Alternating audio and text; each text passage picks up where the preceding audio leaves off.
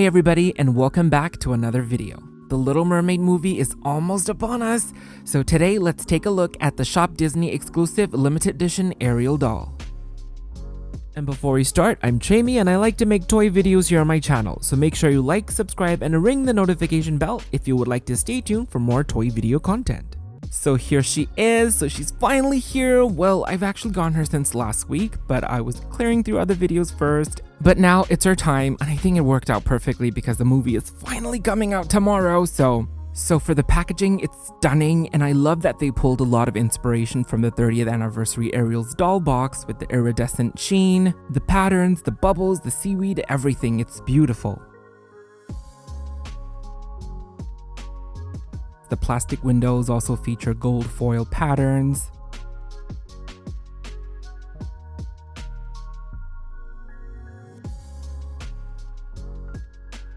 I also love the top window shaped like a little water swirl, and it says The Little Mermaid in gold foil. And on the back, we get a nice long copy about the doll and the movie in a shell-shaped copy box. And again, like I always say, as a writer myself, I always love reading these nice descriptive copies on the back of dolls' boxes.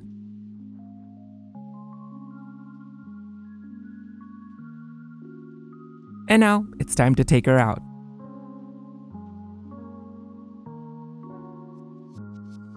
And here is my certificate of authenticity. It's iridescent like the box, and my doll is 5157 out of 5200. It's actually quite close to the end, and Asian store dolls always tend to have the higher end of the numbers. And finally, let's take a mental picture of her original box posing before we take her out to the human world forever. As always, let's save the rubber bands. And her packaging has a lot of those little plastic tags, especially around her fins and her bag, so it was kind of scary to cut them off without actually cutting the doll accidentally. Taking out dolls carefully in real life is kind of stressful, but watching it in quick edits like this is kind of therapeutic. And yay, my favorite part, the head tabs. And she's out, so before we get to the doll, let's take a look at the background really quick. So it's a beautiful scenery under the water with the iridescent colors making it look very magical. And now she's here for reals. So before we get into the details, let's take a 360 look at Ariel. Overall, first impression, the hair, so good, the fins, so big! Actually, let's take a look at her accessories first. She comes with 3. First, the dingle hopper. Finally, after a decade, shopDisney has finally decided to give a dingle hopper to a collector Ariel doll. I originally thought it was metal, but it's actually plastic, but the paint job does a really good job at convincing you that it's made out of metal, so I guess that's a win. It's sculpted very nicely for a tiny object, and look at the bottom! It's actually a little human head. That is so cool. Overall, I like the design of this new dingle hopper. I love the curvature of the fork. So that's good. Next, we got the telescope. It's a one-piece sculpted plastic. Again, sculpted nicely, and the paint job does its job of convincing us what it's supposed to be. So those are the 2 accessories, which they then go into this beautiful bag.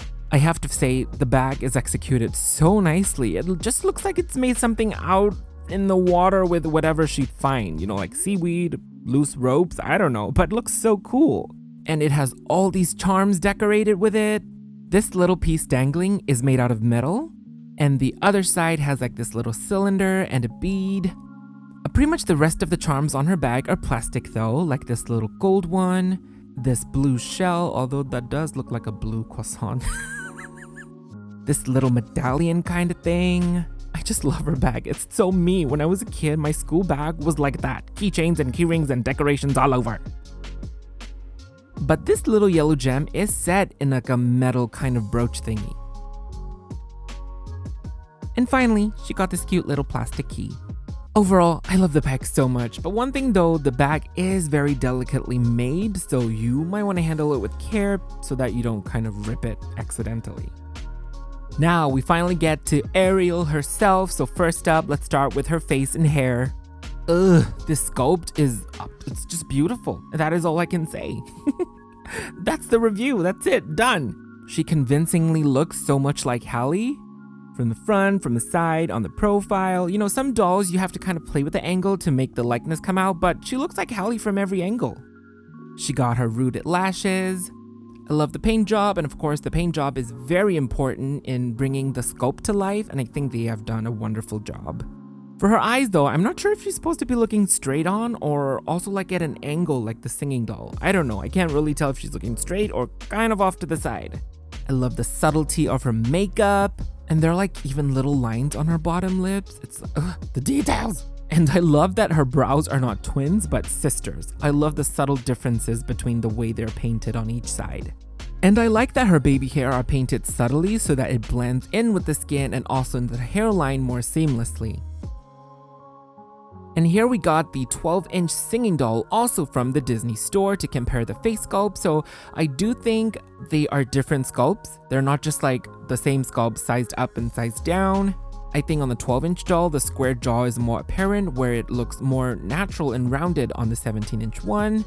And also Hallie's mole is just a paint dot on the 12-inch version, whereas on the 17-inch sculpt, it's actually sculpted. There's a little bump that you can feel. That is super cool. So, which face do you like more? Now moving on to her hair. So her hair is super soft, zero gel. I love the way it feels, and I love the locks and the execution of it. So on the playline dolls, it's just been like kind of yarn twisted to mimic that effect, but here they are executed like what real locks would be. It's just strands of hair twisted and twined around, but they're still soft and no gel. The rooting is similar to the singing doll, wherein they start off a little bit on the side after the middle part and then just kind of interspaced throughout the head. Overall, I think they've done a great job with the hair. I was kind of expecting hard gelled stiff hair, but to my surprise, it's just very flowy and very fluffy. In terms of color, the singing doll is a little bit lighter on the ginger side, whereas the limited edition doll is more on the redder, kind of bronze copper-ish side. Moving on to her outfit, so first out we got her top.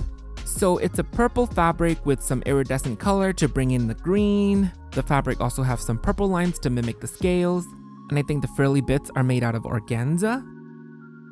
Of course, Velcro on the back.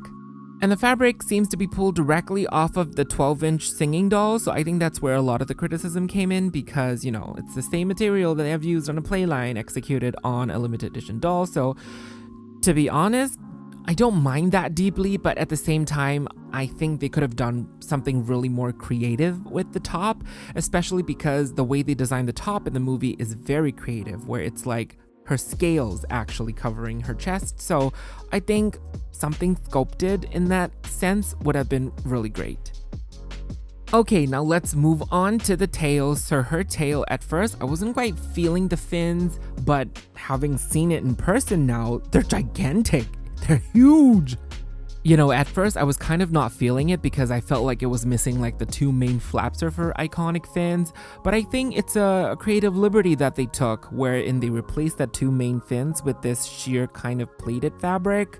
But after seeing in person, I think it kind of works. It still holds that shape of her two fins, and of course, they flip really nicely.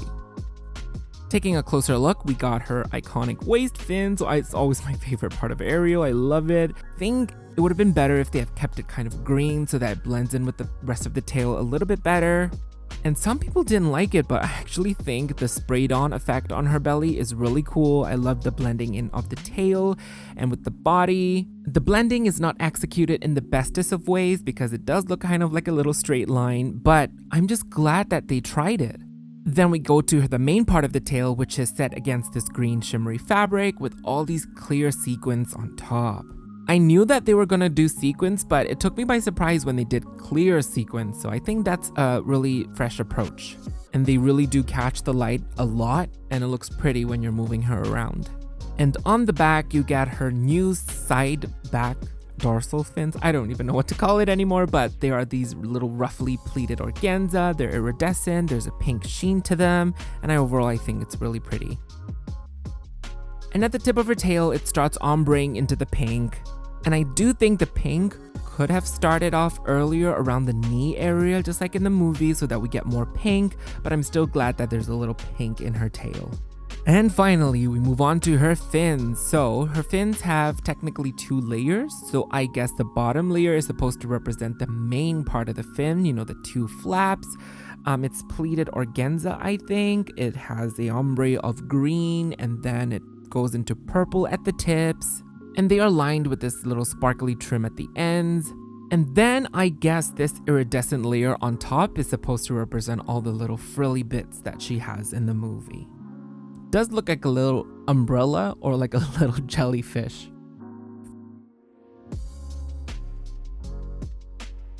For articulation, she moves at the head,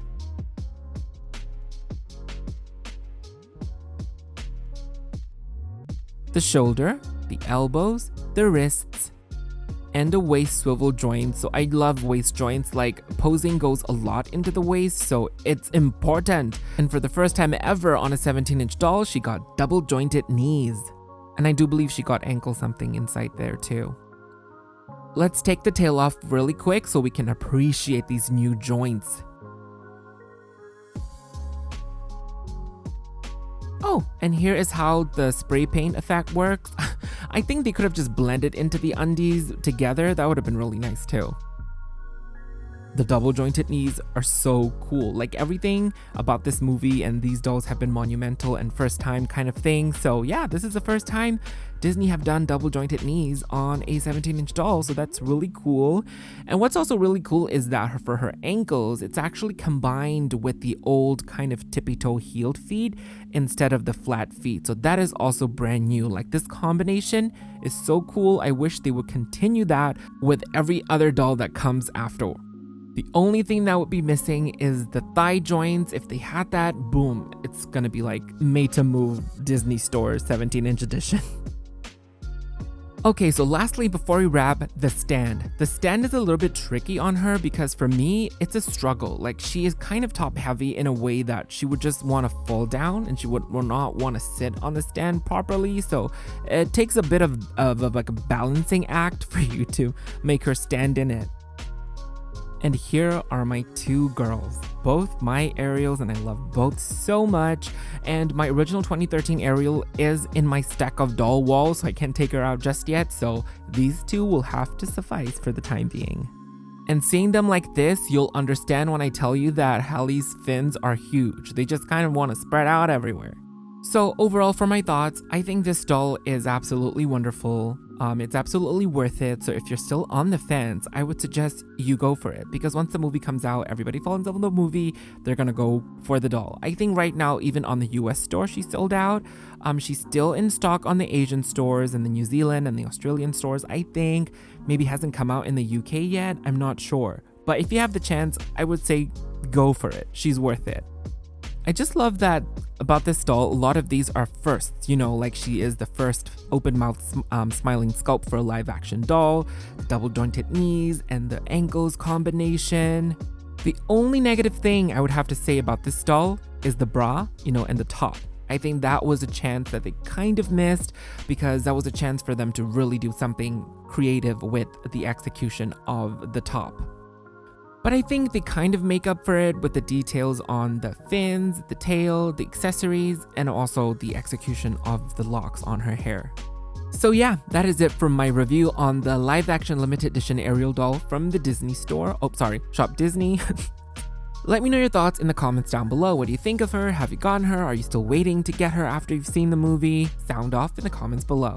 You can also check me out on Instagram at Chaymie Creates for my toy photography. I'm just having a blast doing all these shoots for the Little Mermaid movies, so make sure you check me out over there. If you enjoyed the video, you can thumbs up, like, and subscribe. It'll really help out my channel. Once again, thank you so much for watching until the very end. Happy Little Mermaid launch day! I've got my tickets. I can't wait to watch it. But anyways, I'll see you all in my next video. Bye!